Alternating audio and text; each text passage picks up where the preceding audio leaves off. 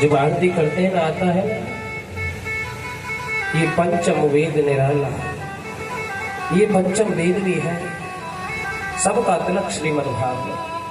अर्थात श्री का अर्थ है, इससे राधा जी को संबोधित किया है।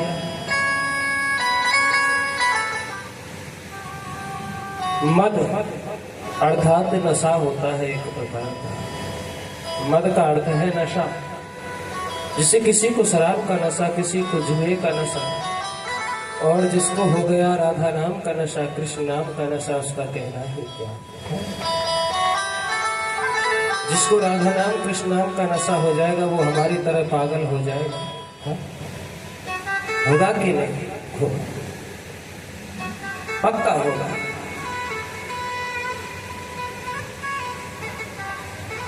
कहते हैं कि ठाकुर जी की महफिल को ठाकुर जी सजाते हैं और श्री राधा रानी के दरबार में वही आते हैं जिन्हें मेरे बाके बिहारी बुलाते।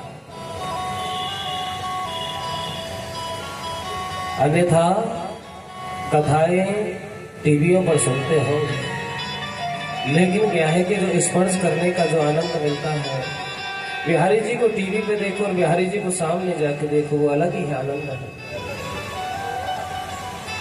अगर देखने से, रोटी देखने से पेट भर जाए तो फिर रोटी खाएंगे? मिठाइयों को देखने से पेट भर जाए तो मिठाई खाएं क्यों? टीवी देखने से भागवत का स्पर्श नहीं होता, दर्शन नहीं होता।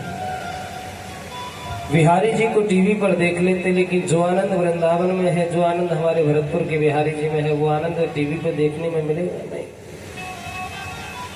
क्योंकि समझते जब तक स्वरूप को निहारते नहीं है तब तक आनंद आता ही नहीं, चाहे कितनी भी सुन लो टीवी पर। लेकिन सामने बैठ के जो आनंद आएगा ना, वो कहीं नहीं है। और ये तो मैया रानी की बड़ी कृपा है कि यहाँ आए और किसी से नहीं मिले, सिर्फ मंदिर पे एक दो लोग मिले, उनसे पूछा, कमेटी के अध्यक्ष जी से बोले कि हाथ लगा लो, हमें तो कोई इससे एतराज नहीं है, कथा है। बस्ती वालों से पूछ लीजिए, मैंने बस्ती वालों को महाराज पर्चे बांट देंगे, समय है नहीं। निमंत्रण तो हम खुद गए थे देने सबके यहाँ। वैसे निमंत्रण जाता है लड़का लड़की की शादी में या कोई भोज होता है, लेकिन निमंत्रण जा रहा है फिर भी लोग नहीं आ रहे, उन्हें क्या कहो? भक्त या हैवान, भक्त या राक्षस?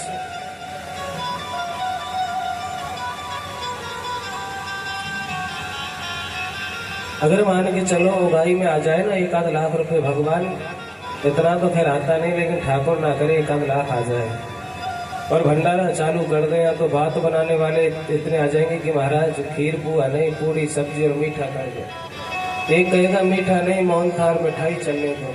हाँ, खाने वालों को अगर सुबह से भंडारा प्रारंभ हो जाए तो शाम तक पूर्ण नहीं होगा, और वो फिर पूछेंगे महाराज हिसाब बताइए कितना है। हाँ? क्या हिसाब बताए? और ये बात वो करते हैं जो 1 रुपया ना देते हैं ना लेते हैं।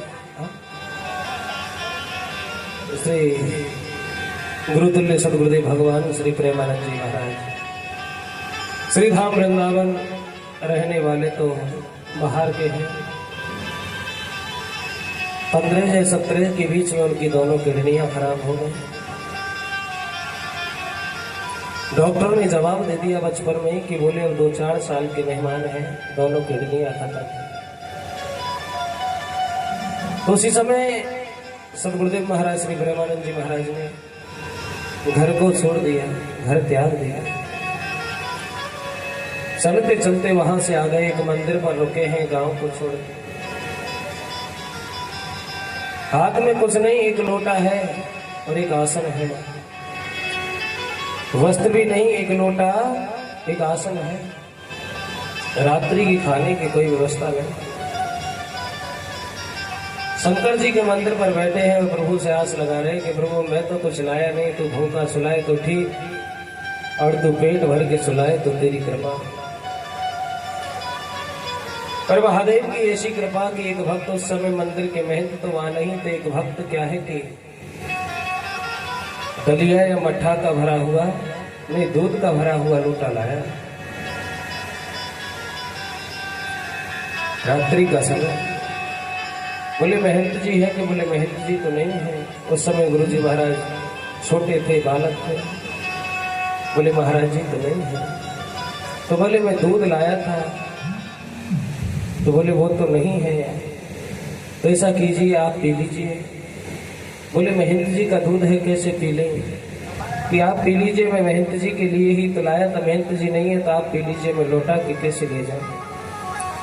तो प्रभु जी की असीम कृपा ऐसी हुई कि उनको भोजन की व्यवस्था वही हो। कुछ समय वहां से रुक, कुछ समय वहां रुके, फिर श्री जी के धाम श्री वृंदावन आ गए। अनेकों संतों की सेवा की, अनेकों संतों के शरण में गए। कभी किसी के लिए खाना बनाना है, किसी के कपड़े, बड़े कष्ट झेले हैं। किसी के लिए खाना बनाना है, किसी के बर्तन धोने हैं। क्योंकि सुख लेने के लिए कष्ट झेलना पड़ता है, क्योंकि सुख के मार्ग में कठिनाई आती है। फिर अंत समय श्री ठाकुर जी महाराज की ऐसी कृपा हुई कि राधा वल्लभ जी के जो महंत हैं, संचालक, उन्होंने प्रेमानंद जी महाराज को गुरु दीक्षा दी। उसके बाद प्रेमानंद जी महाराज ने कई वर्षों तक श्री राधा रानी, श्री ठाकुर जी महाराज की राधा रानी की अनंत सेवा की, अनंत सेवा निष्काम भाव से। और आज लाडली जी की ऐसी कृपा हुई कि उनका जग में, संसार में, यही नहीं भारत में नहीं, विदेशों में भी नाम है, विदेशों से भी लोग आते हैं। और उनकी दोनों किडनियां बचपन से ही खराब है, आज तक ठीक नहीं। कई बार तो भर्ती हो गए हॉस्पिटल में, डायलिसिस का पाइप डला। कई भक्तों ने बोला महाराज एक एक किडनी हम दे दें, तो महाराज जी ने बड़ा सुंदर जवाब दिया। बोले किडनी तुम क्या दोगे, जो मेरे ठाकुर जी ने ही मुझको दे रखी है, कोई मेरी किडनी नहीं। एक मेरी स्वामिनी श्री राधा रानी है और दूसरे मेरे स्वामी श्री ठाकुर जी महाराज बाकी बिहारी है।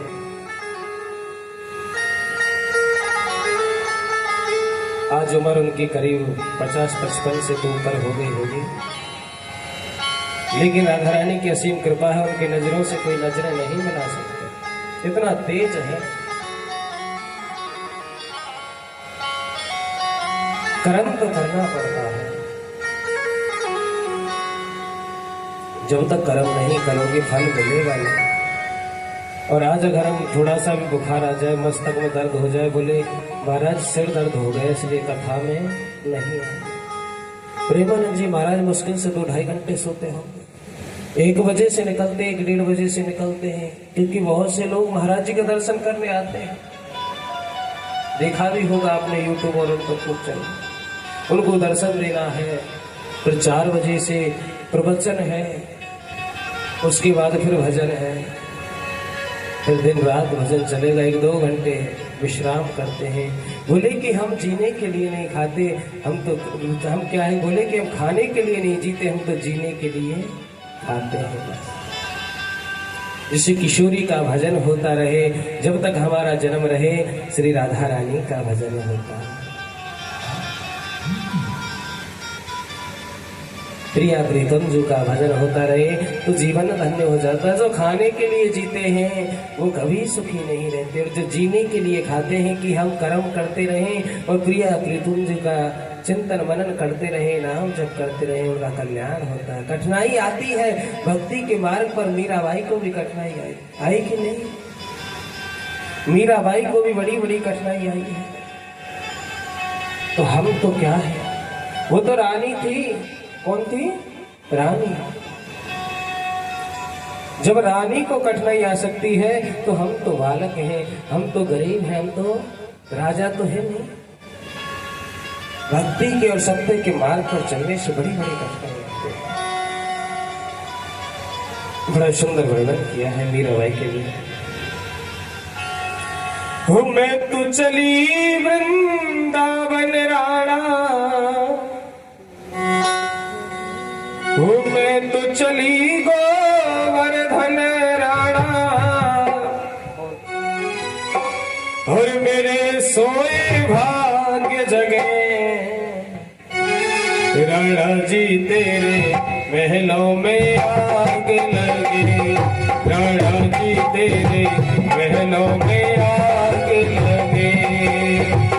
मैं तो चली वृंदावन राणा, मैं तो चली वृंदावन राणा, मेरे से भाग्य जगे। राणा जी तेरे महलों में आग लगी, राणा जी तेरे महलों में आग लगी। मैं तो चली वृंदावन राणा, मैं तो